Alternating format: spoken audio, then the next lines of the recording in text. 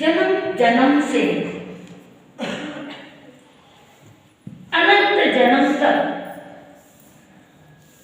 अनेक प्रकार के बंधनों में बंधकर अनेक प्रकार के अशुभ कर्मों में जकड़कर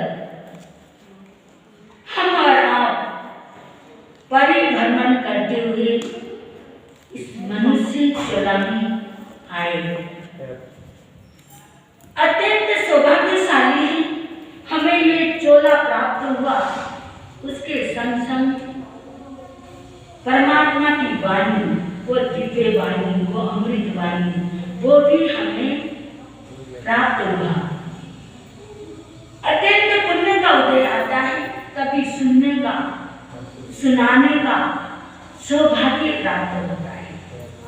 तो आपका और हमारा सौभाग्य है जो कई दिनों से अखंड महायज्ञ, प्रभु की दिव्य वाणी का महायज्ञ आप और हम स्वाध्याय के रूप में कर रहे हैं। आइए आज 21वें अध्ययन का विवेचन आपके सामने लेकर आ रहे हैं। 21वें अध्ययन का नाम है पालित। इस अध्ययन का नाम है समुद्र पाली। क्या होता है? प्रभु ने इसमें किसका उल्लेख किया है? पालित नाम का जो राजगृह नगर का रहने वाला पालित नाम का प्रभु महावीर का अनन्य भक्त श्रावक, उसका नाम है पालित। पालित को कोई काम पड़ गया, जैसे व्यापार के लिए पालित अपना देश छोड़ के परदेश चला जाता है और उधर जाके व्यापार इतने अच्छे से जम जाती है, इतना अच्छा व्यापार चलता है, इतना सुंदर तरीके से चलता है, दिन दुगनी रात चौगुनी, इतना बढ़ता जाता है, इतना बढ़ता जाता है। जहाँ वो व्यापार करता है चारों ओर पालित पालित कहने लग जाते हैं। अरे पालित बड़ा समझदार है, बड़ा बुद्धिजीवी है, बड़ा धर्मात्मा है, बहुत विश्वसनीय है और बड़ा सरल है, भोला है। यह चर्चाएं चारों ओर फैल जाती है। जहाँ पर वो काम करता है वो नगर से भी उसके बारे में सुनता है, जानता है। जहाँ पर सत्संग है, प्रवचन है, जहाँ पर धर्म लाभ लेना है वो धर्म लाभ भी लेता है और अपने काम के साथ साथ वो धर्म ध्यान भी करता है। समाज है, संध्या है, सभी कुछ वो करता है। ऐसा कौन है? पालित से मतलब वाणिज्य है, जैसे आप लोग हो व्यापारी, ऐसे ही पालित प्रभु महावीर का श्रावक है, भक्त है। अब वहां से वो विचरण जो अपना देश छोड़ के जाता है तो दूसरे स्थान में जाकर भी वो क्या करता है? वो नगर का नाम त्रिभुवन है, उस नगर में जाके अपना एक छाप छोड़ता है। इतनी इज्जत बनती है उसकी। सब कहते हैं अरे पालित हो, जैसा हो। पालित का जीवन देखा, उसको व्यवहारिक जीवन इतना सुंदर है, इतना अच्छा है। तो वहां का जो नगर सेठ है वो प्रभावित होकर कहता है मैं अपनी कन्या इसको दे देता हूँ।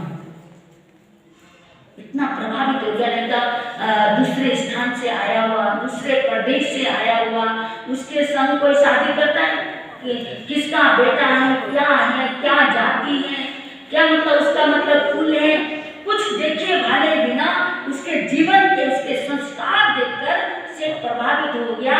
इतना धर्मात्मा और इतनी सरल और इतनी सत्यता इसके जीवन में जो है, ऐसा व्यक्ति मैंने नहीं देखा।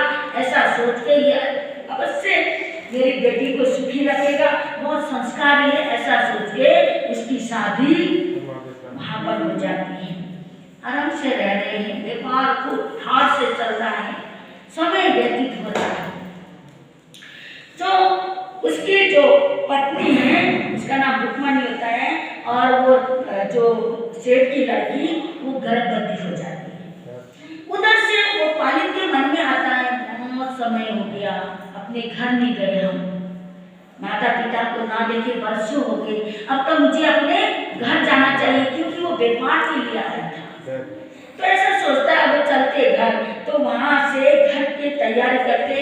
पहले जो ऐसे गाड़ियाँ हुआ करते थे, ये समुद्र के जो जहाज है ना, समुद्र जहाज, उसमें मतलब 6-6 महीने भी लगते थे वो जहाज से आना, इतना टाइम लगता था।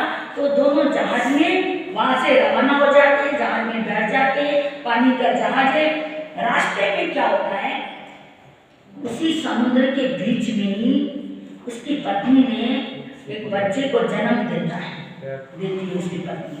और उसके पत्नी ने जब बच्चे को जन्म दिया तो वहाँ बहुत प्रसन्न हो जाता है, खुश हो जाता है। तो उस बच्चे का नाम रखता है समुद्रपाल, क्योंकि खुद का नाम क्या है, पाली थे।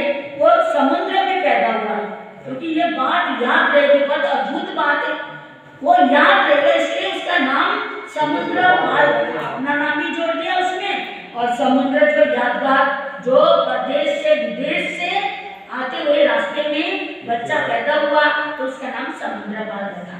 और बच्चा धीरे धीरे बड़ा हो गया, अपने घर पहुंच गए, सब खुश हो जाते, प्रसन्न हो जाते, माता पिता सब व्यवस्थित। तो बच्चा धीरे धीरे बड़ा होता जाता है। बहुत समय कम, देखो समय आपके हिसाब से हो चुका है और 3 की व्याख्या करनी है, और एक व्याख्या ऐसे अद्भुत है, छोड़ने का मन ही नहीं करता, ऐसे अद्भुत है ये व्याख्या।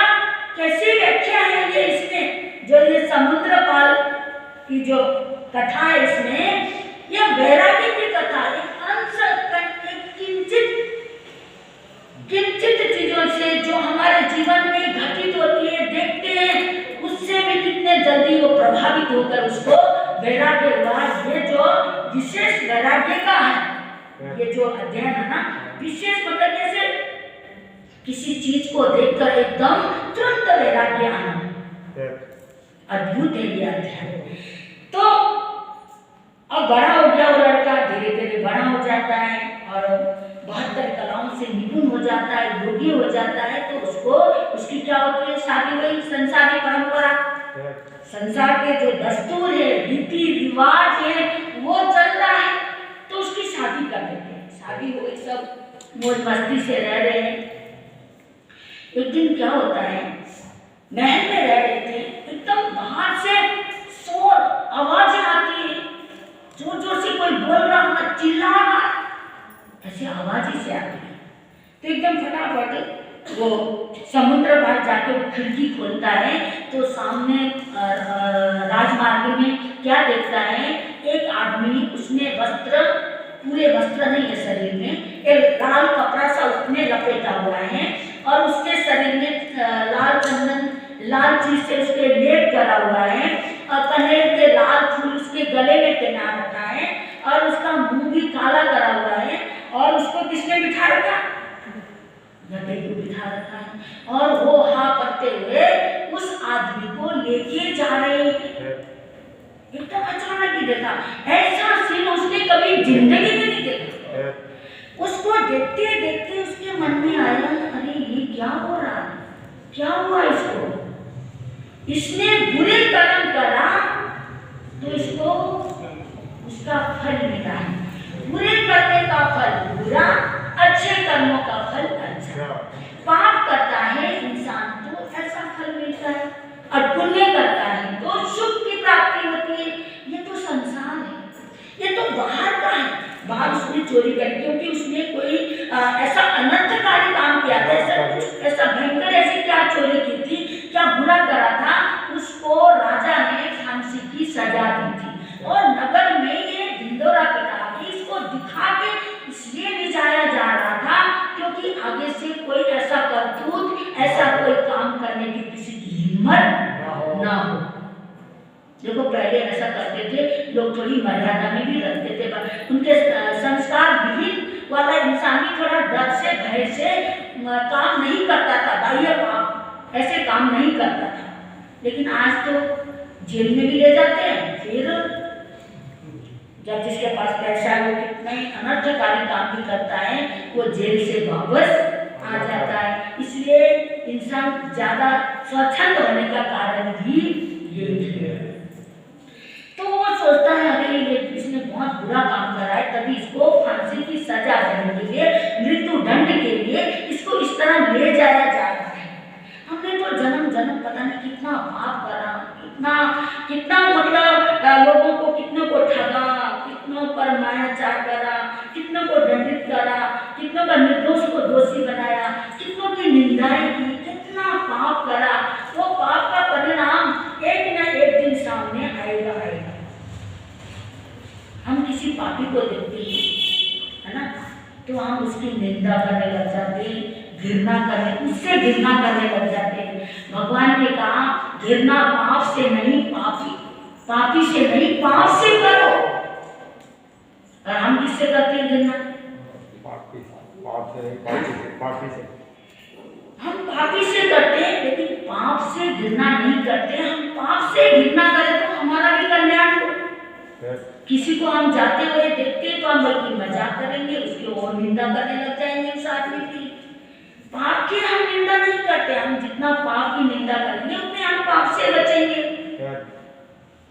उसने उस पापी की निंदा नहीं करी, उसने तो पाप की निंदा करी। इसने कोई बुरा काम करा, इसलिए इसको ऐसा किया जा रहा है, इसको ऐसे बहुत बड़ी सजा दी जा रही है। कुछ ना कुछ इसने गलत कर रहा है, तो गलत करने का फल बुरा होता है। इस तरह से उसके भावों में इतना आगे बढ़ गया, इतना ऊंचा गया, इतना ऊंचा गया। और उसने माता पिता को क्या बोला? मुझे दीक्षा लेनी है, मुझे संयम लेनी है, मुझे अब इस संसार में नहीं रहना, इस पापों में नहीं उलझना, इस बंधनों में नहीं फंसना। ऐसे जबरदस्त वैराग हो गया। देखो हम कितने देखते हैं, हमने तो जेल में जाके प्रवचन भी करा हुआ है। मैं भी जेल में जाके, मेरे को तो उनको देख के रोने आ गया। जेल में गए, समझ नहीं आया। मैंने अनाथ आश्रम में, जेल में ऐसे जाके मैंने प्रवचन, आपके राजस्थान में भी करा हुआ, भरतपुर में, आपको मालूम है वहाँ जेल है।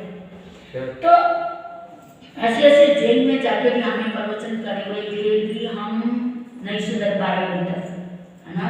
वो देखो कैसे सुधर गया। और मेरे संग इतने समाज के लोग गए जेल में, है ना। तो देखो उसने एक अपराधी को देखकर उसके मन में ऐसे ध्यान आए कि अब मुझे संसार के परपंच में नहीं रहना,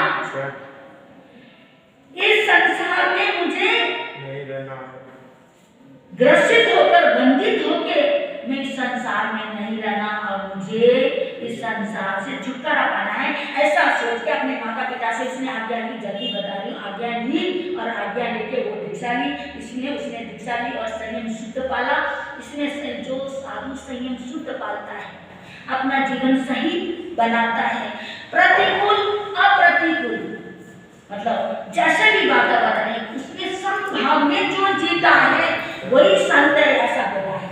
और हमें आप लोगों ने खूब सम्मान दिया तो हम खुश रहे, और आप लोगों ने हमारा ध्यान नहीं रखा तो हम क्रोधित हो जाए, तो हमारा संयम शुद्ध नहीं दिया जाएगा। जैसा भी ये वातावरण, उसमें हम यदि समभाव में संयम पालते हैं, हमारे अंदर संयम के प्रति कुछ ऐसी विचार मलिन आ जाता है कभी संयम में, तो ऐसे विचार आने नहीं देना चाहिए। सभी परिसरों को संभाव से जो संयम भी है उसको सहन करना चाहिए। ऐसा इसमें इतना बड़ा है, तो मैं आपको बहुत जल्दी मैं आपको इतने बताऊंगी कि उसने बहुत सुंदर संयम पाला और संसार सागर से मुक्त हो गया। कौन? समुद्र पार। और प्रभु ने अपने मुंह से बताया, परमात्मा ने अपने मुंह से बताया, ऐसे रास्ते हमें बताया कि हम भी कुछ करें, पर हम तो सुनते हैं और एक कान से सुनते हैं, दूसरे कान से निकालते, दिमाग में तो रखते ही नहीं। कहते सिर से ही निकल जाता है, कई लोग तो ऐसे कहते सिर से ही निकल जाता है। ऐसा नहीं करना। आइए अब 22वें अध्याय में प्रभु ने क्या बोला। 22वें अध्याय का नाम है रथ में, है ना।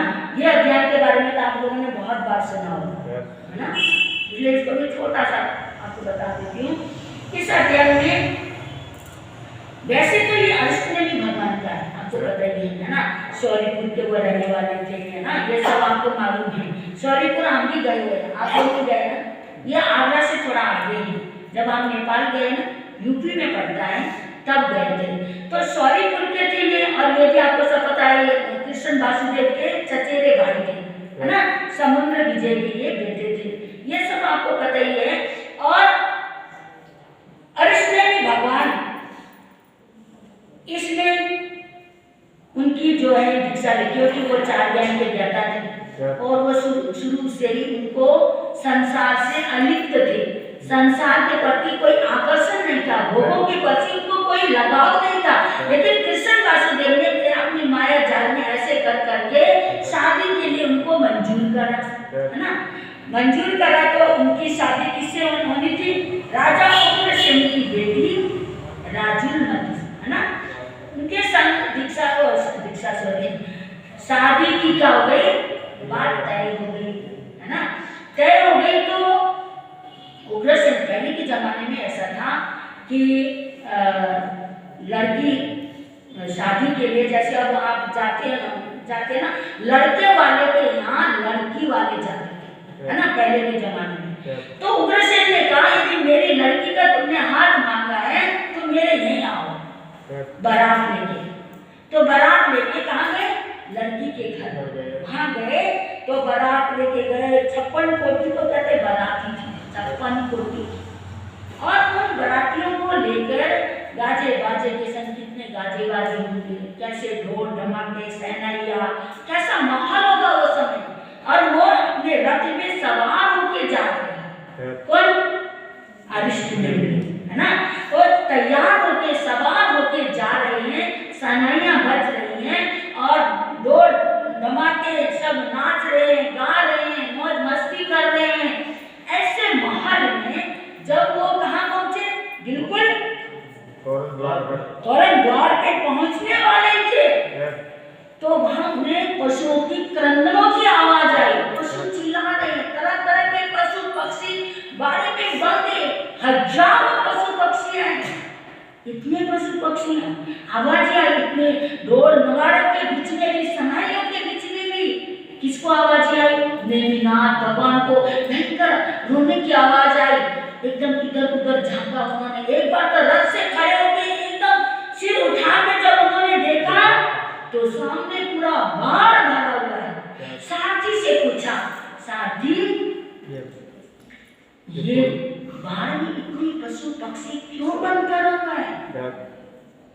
ऐसे पूछा तो उन्होंने, सारथी ने कहा आपकी जो शादी में 56 कोटी जो बारात आ रही थी, उस बारात में कोई शाकाहारी है, कोई मांसाहारी है, तरह तरह की, क्योंकि यदुवंशीय थे ना, वो क्षत्रिय नहीं थे, यदुवंशीय थे, है ना।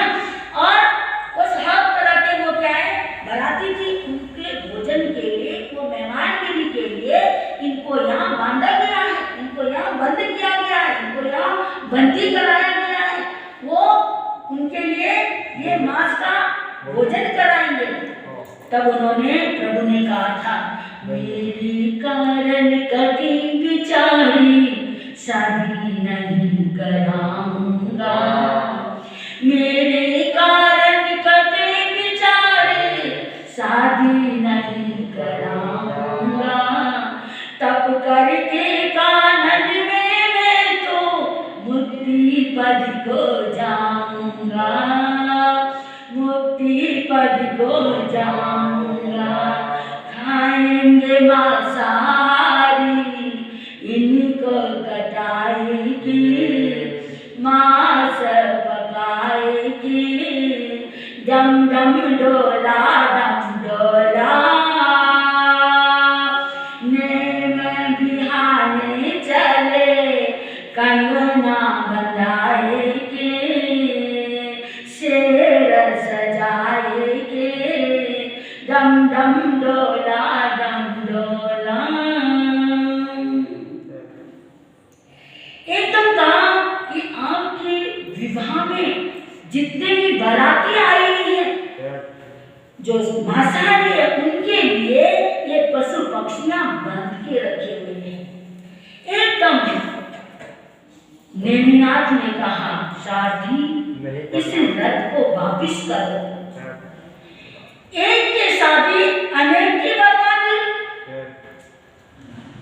एक की शादी हुई है और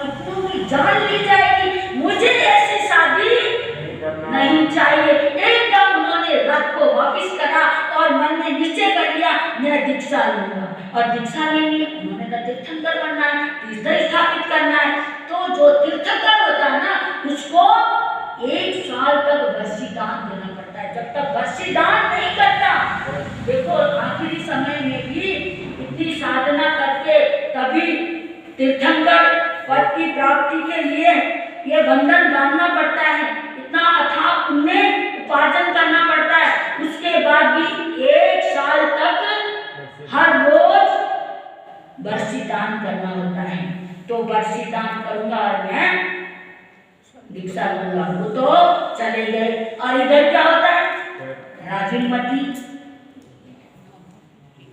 उसके तो 9 भाव का रिश्ता है। नेमिनाथ से कितने भाव का रिश्ता? 9 भाव से वो संग रहे। चाहे वो पक्षी है तो पक्षी बनी, हिरण है तो हिरणी बनी, पशु पक्षी में भी बहुत बार रहे वो। देखो पशु पक्षी भी बने, कहाँ तीर्थंकर बने। हम तो पता नहीं कब से पशु पक्षी में होंगे, कब से नरक में होंगे, कहाँ जाके हमें ये जीवन मिला, कितना पुण्य से मिला। तो इसका हम कदर नहीं करेंगे, इसका हम कदरदान नहीं बनेंगे तो हमारा कल्याण होगा? सोचो, आपको लगता नहीं कभी कभी बैठे बैठे ये जीवन हमें मिला, क्या फिर मिल जाएगा? तो वो सोचती है, उसको मालूम पड़ गया राजुल को, नेमिनाथ तो तोरण से उन्होंने अपना रथ मोड़ दिया। क्या माहौल होगा उस समय। वो तो वहीं बेहोश हो गई, पागल सी हो गई।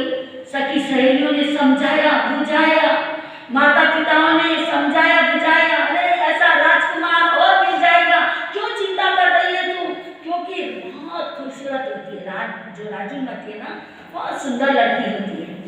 तो तू इतनी सुंदर है, तू इतनी सुशील है, तुझे अच्छा से अच्छा पति मिल जाएगा, अच्छा से अच्छा वर मिलेंगे, पर तू चिंता मत कर। वो कहती है 9 भाव का रिश्ता, जो 9 भाव से संग रहे, उसने मेरे से रिश्ता तोड़ दिया। दूसरे पर मैं क्या उम्मीद रखूं? मुझे कहीं किसी का यकीन नहीं है। जहां वो दीक्षित होंगे वहीं मैं दीक्षित होंगी, ऐसा उसने प्रण कर लिया। 1 साल के बाद क्या हो गया, वो दीक्षित हो गए। नेमिनाथ अरिष्ट नेमि भगवान दीक्षित हो गए। और इधर रथ नेमि उनका भाई ने, अरिष्ट नेमि का छोटा भाई रथ नेमि, वो कहता है कि भाई ने तो दीक्षा ले ली, मेरे संग तुम शादी करो। वो कहता, उसने बहुत सुंदर किया, इसने ऐसे रोंगटे खड़ी होती, कितने उसने शिक्षा दी उस रथ ने। उसने कहा जैसे सोने का कोई पात्र है, कोई बर्तन है, उसमें कोई उल्टी करके वमन करके वो तुम्हें खाने के लिए दे, तुम खा लोगे, तुम उसको ग्रहण कर लोगे? ऐसा कहा। जब उसने कहा ना भाई मैं तेरे से शादी कर सकता हूँ, मैंने अभी दीक्षा तो नहीं ली, मैं तुमसे शादी कर सकता हूँ, तो उसने कहा नहीं नहीं। उसने कहा ऐसा खाओगे? वमन किया हुआ सोने के बर्तन में। उसने कहा ना तुम इतनी खूबसूरत है, तुम्हारी ऐसी जवानी है, इसको व्यर्थ मत करो। बहुत समझाया तो उसने कहा सोने का जो पात्र है उसमें कोई उल्टी करके तुम्हें दे, तुम खा लोगे? उसने कहा जी जी जी ऐसा मैं नहीं खा सकता। फिर वही वस्तु हूँ मैं, तेरे भाई ने मुझे वमन किया और तू चाहता है? उसने मैं हाथ जोड़ के, वो रथ में भी क्या होता है, वो भी दीक्षा लेता है। अब दोनों भाइयों ने दीक्षा ले ली। इधर राजुलमती भी, जल्दी से बताओ बहनों, माफ करना मुझे, आज का पूरा करूँ, कल तक हूँ मैं आपके समक्ष, परसों नहीं मिलूंगी मैं आपको। तो आपको आनंद नहीं आ रहा? मेरा तो मन ही नहीं करता और बोलूँ ऐसा मन करता, क्योंकि हर साथ बोलते तब भी तो एकदम। अब दोनों भाइयों ने दीक्षा ली। उधर राजुलमती की भी दीक्षा की तैयारी है। सभी सहेलियां समझाती हैं बुझाती हैं, पर उसने कहा सभी सहेलियां भी उसी के बन गई। सारे की सारी सहेलियां किसकी बन गई? राजुलमती की हो गई। उनको भी वैराग्य हो गया। सबको क्या हो गया, वैराग्य हो गया। देखो उसकी सहेलियां, चाहे वो मंत्री की लड़कियां थी, चाहे वो कर्मचारियों की लड़की थी, चाहे वो कोषाध्यक्ष की लड़की थी, किसी की भी लड़की होगी, पर सबके मन में क्या हो गया, दीक्षा लेने के भाव आ गए। बहनों, जैसे तुम यहाँ सहेलियां बन के बैठती हो, अरे भावना तो भा सकती हो, मुझे पता है तुम दीक्षा लेने वाली नहीं हो, है ना, पर भावना तो भा सकती हो ना। अरे यहाँ बैठे बैठे इधर उधर की बातें करने से तो यही बातें कर लिया करो, हमारा वो दिन कब आएगा, हम किस भाव में दीक्षा लेंगे, ऐसी बातें भी कर सकते हो आप, तो भी आपके कर्म टूटेंगे, यही पुण्य। अरे कभी आप तीर्थंकर बनने जैसे पुण्य कमा सकते हो, इतनी पावर, इतनी शक्ति, इतनी ऊर्जा आपके भीतर है, पर आपको काम कराया ही नहीं जाता आपसे, है ना। तो वो सहेलियां जो थी ना, वो भी कहते हैं हम भी दीक्षा लेंगे। 700 सहेलियां राजुल के संग, कितनी सहेलियों ने दीक्षा ली, 700 सहेलियों ने एक संग दीक्षा ली, और सभी परमात्मा, वो कृष्ण नहीं भगवान, वो परमात्मा है, उनके दर्शन करने के लिए वहां से चल दिए। 700 की 700 सहेलियां, वो गिरनार पर्वत है ना, वहां तो आप भी जाते हो ना, तो वहां से वो कितना आज वो पर्वत ऐसा है, उस जमाने में कैसा होगा सोचो। आज कितना मतलब वो पर्वत ऐसे घोर रास्ता, कितना भयंकर और कितना बड़ा पहाड़, और उस जमाने में कैसा होगा। वो उस पहाड़ की जो पहाड़ियां चढ़ रही थी राजुल और राजुल की सहेलियां, ये 701 साधवियां, वो तलहटी को पार करती हुई आगे निकल रही थी, तो एकदम आंधी तूफान भयंकर हो गई, बिजली चमक रही है, बादल गड़गड़ा रहे हैं, स्थिति इतनी नाजुक हो गई, और सब सहेलियां उत्तर बितर हो गई। 701 जनिया, कोई भी संग में नहीं हुई, कोई किधर गई कोई किधर गई। तो उस पहाड़ी में तरह तरह के गुफाएं थे, तो उस गुफा में, एक गुफा में राजुलमती पूरी तरह से डूब गई। उसको कहीं और सहेलियां तो इधर उधर गई, वो बारिश से थोड़ी बच गई होंगी, पर राजुलमती का जो इसमें उल्लेख आता है, पूरा उसका शरीर पूरा गिर गया, सारे वस्त्र गिर गए, तो एक गुफा के अंदर वो जाती, अंदर कहाँ से गुफा, और उस गुफा में जाके उसको तो पता यहाँ कोई नहीं है, जाके अपने कपड़े निकालती, अपने कपड़े, जैसे बच्चा पैदा होते समय नगद होता है, ऐसे ही उसने अपने सारे कपड़े निकाल के, वो निचोड़ के, उसको झटका के उसको पहनना सोचती है, निचोड़ के पहनने से थोड़ा सेफ रहूंगी, ऐसा सोच के वो वहां गुफा के अंदर कपड़े निचोड़ती है। उसी गुफा में एक कोने में रत्नेमी ध्यान कर रहा था, रत्नेमी, तो इसलिए रहनेमी के नाम से ये अध्ययन। तो रत्नेमी वहां एकांत में बैठ के वो ध्यान कर रहा था, स्वाध्याय कर रहा था, पढ़ रहा था, ये ध्यान कर रहा था। ध्यान करता होता तो उसकी आंखें बंद होती, ना देखता कौन आ रहा कौन जा रहा, हो सकता क्या कर रहा था उसी गुफा में। उसने जो ही कपड़े उतारे और बिजली की जब लश्कारें आई, तो उसने वो कपड़े निचोड़ती हुई किसको देखा, राजुलमती को देखा। वो संयम से विचलित हो गया। कौन से जन्म का योग संयोग होता है, जो एक मिनट में उसका मन बदल जाता है, उसका मन एकदम चंचल हो गया, विचलित हो गया, वहां से उठ के आके प्रण निवेदन करने लग गया राजुलमती से, राजुलमती अब भी संभल जाओ, अभी मेरे पास आओ, अभी हम दोनों शादी कर लें और तुझे मैं बहुत सुखी रखूंगा, ऐसा बोला उसने। जब ऐसा बोला तो राजू को बहुत बुरा लगा, राजू को बहुत गुस्सा आया, उसने धिक्कारा, उसने तरह तरह के, मतलब इसमें इतने उदाहरण है, इतने तरह तरह के, आपको मैं वो बता नहीं पा रही, फिर भी एक दो तो बता दूं। आपने सुना होगा एक गंध एक अगंध, सर्प दो जाति के थे, गंधक अगंधक दो तरह के होते हैं। जो अगंधक जाति का सर्प होता है ना, वो कहते हैं उसको, मतलब जैसे उसने किसी को काटा है तो उसको पकड़ के ले जाकर दोबारा कहते हैं ना, उसको खून चूस ले, तो वो मरने को, जलने को, प्राण त्यागने को तैयार होता है, लेकिन वो खून दोबारा नहीं, उसको जहर को नहीं निकालता। और जो गंधक जाति का होता है तो तो ये सपेरे या दूध पकड़ के ले जाते और जाके उसको जिसको काटा है उसको ले जाते, कहते उसको वो खून जहाँ से लेता है वो जहर सारा अपना चूस लेता है। ऐसे वो कहती है तेरी जाति कौन सी है, तेरी कुल कौन सी, उसको इतना दुखती इतना डांटती है, तो अपने जाति को अपने कुल को लज्जाहीन कर रहा है, अपने माँ के दूध को लज्जाहीन कर रहा है। तेरी जाति क्या है, तेरी कुल क्या है, तू साधु बन के ऐसा सोचता बहुत उसको धमकाती है, डांटती है।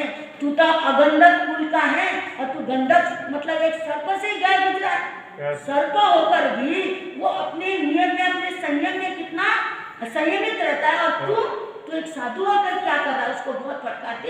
इसी तरह एक ग्वाले की उदाहरण दिया, ग्वाला होता है ना गाय चराने वाला, वो उसके गाय नहीं होती है, उसका तो काम क्या है गाय चराना, आज जहाँ मिल गया वहाँ तो चला रही वहाँ चढ़ा। इसी तरह कैशियर होता है अध्यक्ष कोषाध्यक्ष, और उसका भी काम कितने उसके पास कैश होता है, जो बैंक का इधर का उधर का जो भी कंपनी का जो कैशियर होता है ना, वो उसके पास कितना कैश होता है, लेकिन वो अपनी मर्जी से ना उसको खर्चा कर सकता है ना कुछ कर सकता है। ऐसे ही तेरा जीवन है, यदि तू इस जीवन से गिर गया तू पतन हो गया और जन्म जन्म नरक में जाएगा, इसलिए तू ऐसा मत कर। उसको बहुत समझाती है, समझाने से वो उसका क्या है संयम में स्थिर हो जाता है, दोबारा से वो संयमित हो जाता है और संयम में लगाते उसको कहता है कि तू धन्य देवी। उसने कहा तू मतलब सुबह का भूला हुआ शाम को वापिस घर आता है तो उसको भूला नहीं जाता। कोई बात नहीं, तेरे मन में भावी तो आए ना, तूने मेरे से ऐसा कुछ नहीं किया, मन में विचार आए पश्चाताप कर, तू धुल गया। देखो मन में भाव आने से तो मन वचन का है में यही अंतर है, मन से ज्यादा वचन, वचन से ज्यादा कहा है, शरीर से कुछ करा वचन से कुछ करा, उससे ज्यादा मन से करने से भी प्रायश्चित होता है। इसका मतलब उन्हें मन से ही करा, वचन से ही कहा, शरीर से उसने उसके संग कुछ ऐसा नहीं करा, इसलिए कहा सुबह का भूला हुआ शाम को घर वापस आए, इसको भूला नहीं कहता। तो तुम संभल जाओ, संयम में स्थिर हो जाओ। तो उसने कहा ये मधुर भाषी में, शास्त्र में बोला हुआ है मधुर भाषी में, तुमने अपने मधुर भाषा से इतना फटकारा, तभी उसने कहा तुमने अपने मधुर भाषा से मुझे संयम पथ में दोबारा आरूढ़ करा, तुम्हें धन्यवाद। तो इस तरह वो दोनों संयम पाते हैं, राजूमती भी रखने में भी संयम पाल के वो सिद्ध बुद्ध और मुक्त हो जाते हैं। तो ये बताओ एक ध्यान पूरा करो ना करो, आप कहो कर देती हूँ, बहुत शॉर्ट में करो, आपको नहीं रहना तो रहना देती हूँ, बोलो आप। हाँ बहनों की रुचि नहीं कर दो ना, चलो जिसने जो जाते जाने जो पूरा कर देती हूँ ना। 23वां अध्याय, ये अध्याय तो इतना अद्भुत अध्याय है, छोड़ने का भी मन नहीं करता इस अध्याय को। बहनों सुनो, ये अध्याय ऐसा अद्भुत अध्याय है, यदि आपको बोलो सुना 2-4 तसी लिख रहा है ना। 23वां अध्याय है, ये केसी शर्मा, गौतम और केसी शर्मा, ये कौन से बहुत शॉर्ट में बता रही हूँ। भगवान महावीर स्वामी के परंपरा के थे गौतम स्वामी, पारसनाथ भगवान की परंपरा के थे केसी शर्मा। केसी शर्मा बहुत छोटी उम्र में दीक्षा ली थी उन्होंने, भगवान को गए 250-250 वर्ष बीत चुके थे, पारसनाथ भगवान के गए है ना। तो उस समय की ये घटना अद्भुत घटना है। तो क्या होता है, केसी शर्मन जी श्रावस्ती नगरी, आपने श्रावस्ती नगरी का नाम सुना है, गए हम गए जब नेपाल गए तब भी हम श्रावस्ती नगरी गए। तो श्रावस्ती नगरी में तेंदुक नाम के उद्यान में केसी शर्मन अपने शिष्यों के संग विराजमान है। वहीं श्रावस्ती में कोष्टक नामक उद्यान में गौतम स्वामी अपने शिष्यों के संग विराजमान रह रहे। जैसे आपके बांसवाड़ा में 2 तरह के संप्रदाय आ जाए है ना, कोई किधर रह रहा, कोई किधर रह रहा, कोई तो यहाँ रह रहा, कोई बाहर रह रहा, गांव के बाहर रह रहा, ऐसे वो ऐसे रह रहे हैं। और गोचरी के लिए शहर में जाते हैं श्रावस्ती नगरी में, वहाँ आप एक जैन घर में मैं जाके आई हूँ, जैन मंदिर है एक जैन घर में। तो जब आहार पानी को जाते हैं तो पारसनाथ परंपरा के जो साधु संत हैं वो 5 वर्ण के कपड़े पहनते हैं और एकदम महंगे कॉस्टली नहीं आया हुआ उसमें, उन्होंने मतलब कपड़े अच्छे पहने पहनते हैं, मतलब उसका लेना देना नहीं है, महंगे हैं सस्ते हैं। मतलब उन्होंने जो चेलों ने देखा गोचरी पानी को जाते समय, चेलों ने जो देखा, उन्होंने तरह तरह के लाल रंग के, हरे रंग के, पीले रंग के, सब तरह के वो कपड़े पहन के गोचरी को जाते हैं। पात्रे वैसे ही है, गोचरी पानी लाने का सब परंपरा एक सी है, कपड़ों में अंतर है। तो भगवान महावीर स्वामी के सफेद कपड़े में जाते हैं, तो आप आके उधर गौतम स्वामी के शिष्य कहते हैं क्या चीज है, कुछ समझ नहीं आता, कह ही देते ना, कह ही देता ना जैसे कुछ समझ ना आए, ये क्या चीज है ये। तो जबकि भगवान वही, परंपरा वही, धर्म वही, जाना सभी को वही, सिद्धांत वही, फिर ऐसा क्यों? तो ऐसी जब आपस में उनके चेले बोलते, उनके चेले कहते, हाल के समय बातें करते, तो एक दिन गौतम स्वामी कहाँ जाते, किंदुक नाम के उद्यान में चले जाते। वहाँ जाके जब वो जाते हैं तो वो केसी शर्मन उनको उठ के लेने आते, क्योंकि वो परंपरा के दृष्टि से केसी शर्मन बड़े, क्योंकि वो बड़े पार्श्वनाथ भगवान के परंपरा के 23वें तीर्थंकर के, ये 24वें तीर्थंकर। तो जाते ही तो आपस में सामने जाते, और उन्होंने जो साधु का सम्मान क्या होता है, कोई आए उनको आसन ग्रहण कराना, वंदन व्यवहार करना, ये। तो ऐसे वो जाके गौतम स्वामी उनको वंदन व्यवहार करते, वो मना करते। और गौतम स्वामी ज्यादा ज्ञान है, मतिसुत अवधि मन पर 4 ज्ञान इनके पास है, 3 ज्ञान इनके पास है, और 14 पुरब के ज्ञाता गौतम स्वामी इतने ज्ञानी ध्यानी, जाके उनको वंदन नमस्कार करते हैं। और फिर वहां पर फिर बात चलती है, भाई ऐसा क्यों, भाई आप लोगों की परंपरा में सफेद कपड़े, हमारी परंपरा में 5 रंग के जैसे मर्जी कपड़े पहन लो, ऐसा क्यों? तो इसमें गौतम स्वामी के ही, मतलब केसी शर्मा और गौतम स्वामी के ही बातें हैं, चर्चा है, ऐसा क्यों वो पूछते हैं। गौतम स्वामी उसका समाधान देते हैं। गौतम स्वामी ने बोला कि आदिनाथ भगवान के समय के जो साधु संत या श्रावक जो थे ना, जो चारों जो तीर्थ थे, साधु साधु श्रावक श्राविकाएं, उस समय के जो साधु संत थे ना, वो एकदम क्या थे, रुचि, सरल और जड़, मतलब सरल और कोई जड़, बाकी सरल। ऐसा कौन से जमाने में, आदिनाथ भगवान के समय। और भगवान महावीर के समय के कैसे थे, जड़ और बक्र, सरलता तो है ही नहीं। जो उन्होंने बोला इसमें आया हुआ जड़ और बक्र। और जो बीच के तीर्थंकर है ना, 22 तीर्थंकर तक के, अजितनाथ से लेके भगवान ये पार्श्वनाथ तक के क्या थे, ये ऋजु प्रग, एकदम सरल और ज्ञानी। तो उस समय जो ये बीच के तीर्थंकर के, जो 22 तीर्थंकर है बीच के, इनके परंपरा में कैसे भी कपड़े पहने, उनको उन्होंने कपड़ों की तरफ ध्यान ही नहीं दिया, चाहे लाल पीले जैसे मर्जी है, कपड़ों पर उन्होंने ध्यान ही नहीं दिया। वो तो क्योंकि बहुत ज्ञानी थे, प्रज्ञा थे, तो और सरल भी थे, तो उनको कोई मतलब इससे कोई मतलब नहीं। और प्रतिक्रमण भी वो जब उनको दोष लगे तो प्रतिक्रमण करते थे। जैसे पाँव में कांटा चुभ गया तो कांटा निकालेंगे, कांटे नहीं तो पाँव कोई थोड़ी सुई थोड़ी डालेगा ऐसे। तो ऐसे उनकी धारणा थी, वो कहते थे कि जब हमें दोष लगे तो हम प्रतिक्रमण करेंगे, नहीं तो नहीं। ऐसी धारणा थी पार्श्वनाथ भगवान के परंपरा तक। और भगवान महावीर स्वामी ने यह कंपल्सरी कर दिया कि दोनों टाइम साधु को प्रतिक्रमण कंपल्सरी है, करना ही करना है, इसके बिना साधु जीवन अधूरा जीवन है, ऐसा भगवान ने लगा दिया। और कपड़ों के लिए भी भगवान ने कहा, या चेलक अचेलक बोला ना, या तो वस्त्र पहनो सफेद, नहीं तो पहनो ही मत, यहाँ तक बोल दिया भगवान ने। क्यों बोला? क्योंकि यो पंचमारा आएगा, और इस समय के उनके महावीर स्वामी के परंपरा के समय के क्या, जड़ और बकरा, क्योंकि यह तरक से तरक, तरक से वितरक, वितरक से कुतरक में पहुंचना, ऐसा सोच के ये वस्तु स्थिति को देखकर, इंसान के मनुष्य के मनोभूमि को देखकर, और उस समय की गतिविधि को देखकर, उस समय के द्रव्य क्षेत्र काल भाव को देखकर भगवान ने ये क्या करा, ये जो विधान है, ये समाचार है, ये किसने बनाया? प्रभु महावीर ने बनाए, फिर आगे आगे हमारे आचार्य हुए ना, वो परंपराएं बढ़ती गई। जो 23वें अध्ययन से तो हमें एक ज्ञान मिलता है। इस अध्ययन से देखो कहाँ वो पारसनाथ जी भगवान का परंपरा, कहाँ महावीर का। महावीर के दोनों टाइम प्रतिक्रम कंपल्सरी है, महावीर के एक ही वस्त्र है, महावीर के 5 महाव्रत है, उनका 4 महाव्रत है। सब कुछ होते हुए भी गौतम स्वामी मिलने कहाँ गए?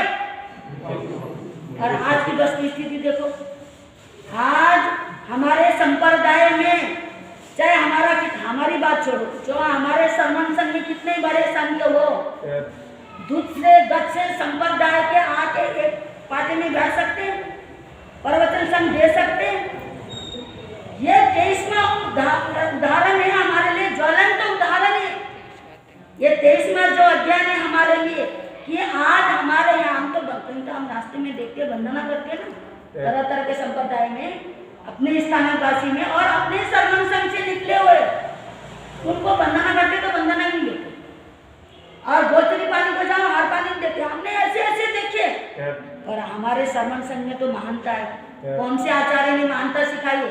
आचार्य आत्माराम जी ने, जो प्रथम आचार्य, उन्होंने हमें ये महानता दी है, महानता सिखाई है कि किसी में भी तुम किसी को भी शरण नहीं देना, ऐसा मत करना, जो भी आए स्थानक भी देना। ये हमारे आचार्यों की परंपरा है, ये हमें ऐसे स्थानक नहीं दे रहे हम किसी को, समझ गए?